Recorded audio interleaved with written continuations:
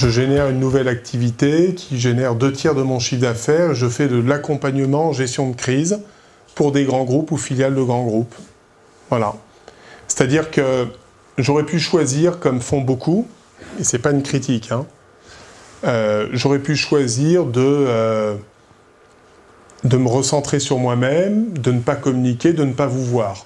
Souvent, les gens me disent « Nicolas, tu es hyper courageux, tu as déposé le bilan, tu as traversé des difficultés, et tu arrives devant des gens à t'exprimer, à parler de tes difficultés, à l'écrire dans un bouquin, c'est hyper courageux. » Moi, je trouve pas ça du tout courageux. Je trouve juste que c'est une expérience exceptionnelle et on doit tous tirer des enseignements importants de nos échecs. Avant de savoir marcher, on s'est tous cassé la figure. Hein. Avant de savoir faire du vélo, on a tous roulé sur nos petits vélos avec 2 roues derrière. Bon. Avant parfois de construire sa vie personnelle, on a sans doute tous rencontré un chagrin d'amour. Peu probable ceux qui ne l'ont pas connu un jour dans leur vie.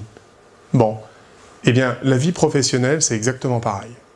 Il faut prendre ça avec beaucoup d'humilité, ça fait partie du parcours, et généralement on en sort grandi, à condition que l'on arrive à prendre le recul nécessaire dans ces circonstances-là.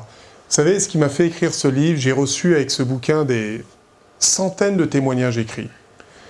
Le témoignage qui m'a le plus marqué, c'est une femme dont le mari était chef d'entreprise et dont ce dernier a mis fin à ses jours suite à une liquidation judiciaire.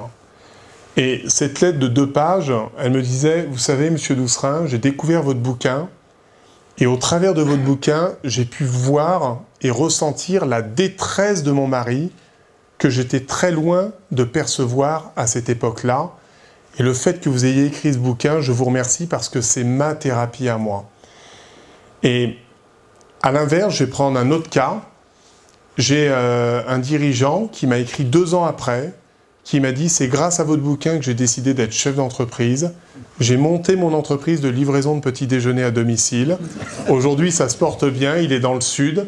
Et il m'a écrit, vous voyez, 2 ans après, et il a créé cette entreprise. » Et je me dis, voilà, quand on rencontre des difficultés, il faut oser en parler. D'abord, ça permet de faire plein de rencontres intéressantes, permet de rencontrer plein de gens. Ça a permis de faire évoluer la législation. Vous le savez peut-être pas, mais la cotation, les dirigeants sont fichés à la Banque de France avec une cotation 0,40. Fleur Pellerin, notre ministre, vient de faire supprimer l'indicateur 0,40 pour les dirigeants qui étaient amenés à mettre en liquidation judiciaire leur entreprise. Eh bien, c'est grâce à cette histoire et c'est grâce à ce bouquin.